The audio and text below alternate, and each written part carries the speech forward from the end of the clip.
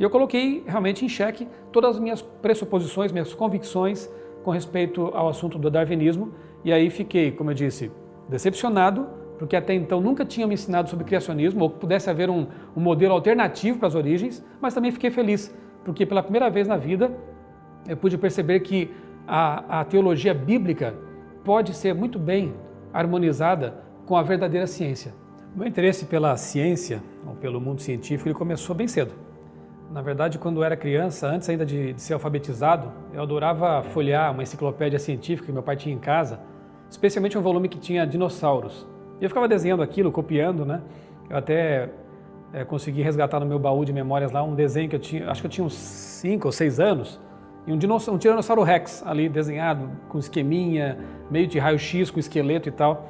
Então ali já tinha começado esse interesse por ciência, por descobertas científicas, né?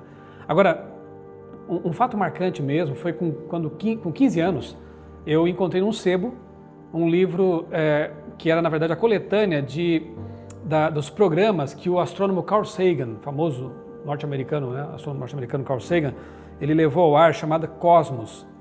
E esse volume, com o mesmo título, né, Cosmos, eu encontrei nessa livraria, bem conservado na época, e ainda está, porque eu cuidei bastante dele, né?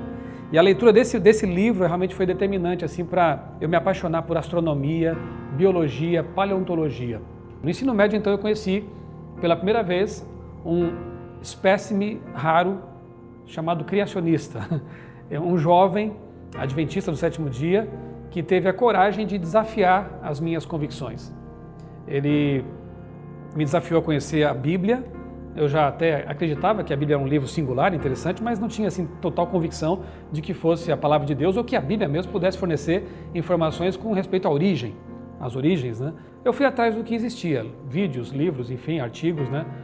É bom lembrar que a internet nem existia direito, né? Não havia Google para a gente pesquisar e tal. E nessa pesquisa, nessa análise de argumentos, eu pude perceber que o evolucionismo darwinista, ele não é assim uma teoria tão bem fundamentada. Havia e há insuficiências epistêmicas nesse modelo. E pela primeira vez na vida, eu então pude perceber que havia algumas maneiras sólidas de questionar esse modelo, maneiras racionais, não é? Porque algumas pessoas, embora se digam céticas, não são totalmente céticas, porque elas não têm coragem de questionar o seu próprio ceticismo.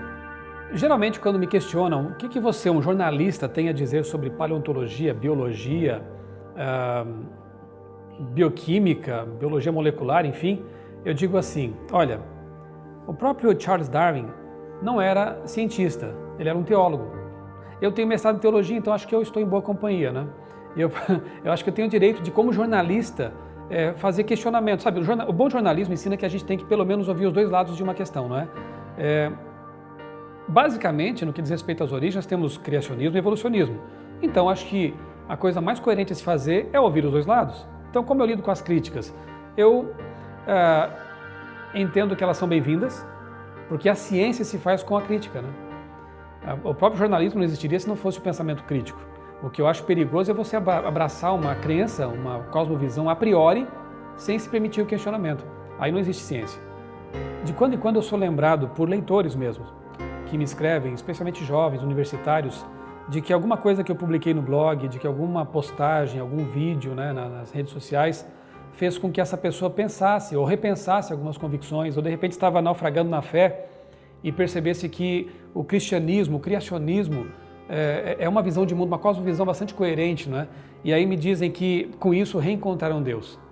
Se o resultado final de tudo isso, o resultado de tudo isso é esse reencontro de Deus, como que eu poderia atribuir esse poder a mim mesmo ou aquilo que eu publico, não é?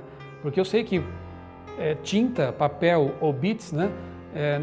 Vídeos, enfim, qualquer tipo de mídia produzido não tem poder em si mesmo. O poder ele está naquele que nos dirige, naquele que nos orienta, no verdadeiro autor de tudo, né? Quando as pessoas encontram esse Deus, elas têm um encontro pessoal com Ele, como eu tive também há mais de 20 anos, isso muda tudo. E isso faz com que a gente se coloque em nosso lugar, né? Nós nos coloquemos em nosso lugar e percebamos que somos apenas vasos, somos apenas condutos para que essa bênção chegue às pessoas e faça com que elas possam perceber a grande descoberta da vida. Deus existe, as ama e mais, prometeu voltar para restaurar esse planeta.